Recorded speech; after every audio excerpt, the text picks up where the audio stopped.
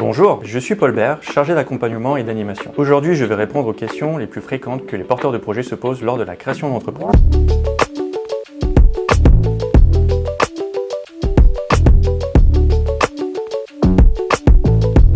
Seulement 1% des entrepreneurs arrivent à créer leur entreprise seule. 99% auront besoin d'être associés ou accompagnés dans leur création d'entreprise pour faciliter le lancement de leur activité. S'associer permet d'avoir l'équilibre parfait entre personnalité et compétences, et même d'éviter l'isolement qui demeure une des principales causes d'arrêt des projets entrepreneuriaux. Il n'est pas toujours nécessaire de s'associer, mais il reste primordial d'être accompagné pour se confronter aux réalités du marché, au secteur d'activité, aux procédés de fabrication, au processus de mise en place. Bref, plein d'informations afin d'éviter le crash en tout début d'activité. Lorsque vous lancez votre activité, vous devez anticiper les flux de demandes. Et pour répondre à ces demandes, vous devez démontrer une certaine réactivité importante pour mettre en place toute cette logistique. Et cette logistique vous coûtera des ressources financières, humaines et temporelles. Comparez bien les scénarios pour comparer les coûts et envisagez la part de délégation dans votre activité tout en gardant votre place dans la chaîne de valeur. Enfin, n'hésitez pas à externaliser les parties commerciales, communication, qui sont des métiers énergivores pour les entrepreneurs, en attendant d'être en capacité de les intégrer en interne.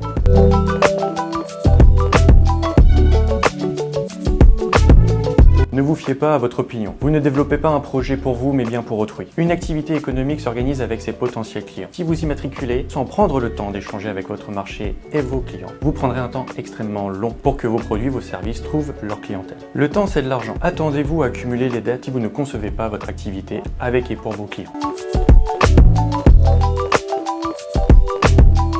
Un avantage de l'étude de marché est de pouvoir se rendre compte des pratiques des concurrents, ce qu'ils font de bien, ce qu'ils font de mal, mais également des habitudes de consommation des clients et à savoir ce qu'ils acceptent et ce qu'ils refusent. Partez des problématiques identifiées pour concevoir vos produits et vos services et ajoutez-y vos démarches personnelles qui font sens à vos yeux pour vous différencier et attirer les clients. Cette part de différenciation vous permettra de vous mettre en avant dans un projet qui vous porte à cœur et les clients seront toujours sensibles à votre personnalité et la culture d'entreprise que vous souhaitez impulser dans votre activité.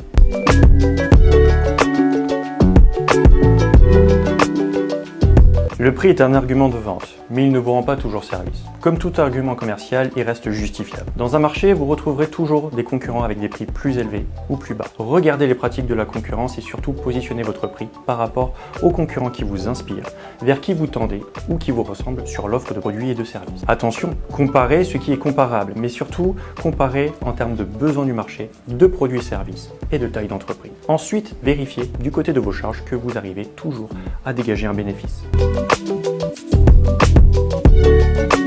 Nous vivons des temps encore incertains où il reste avantageux d'emprunter pour obtenir un capital de départ, plus confortable pour les créateurs d'entreprises. Il est possible de se financer autrement que par la trésorerie, via des dispositifs de la région, Pôle emploi ou d'autres dispositifs plus localisés, afin de permettre de recevoir du conseil, de l'accompagnement et des ressources complémentaires.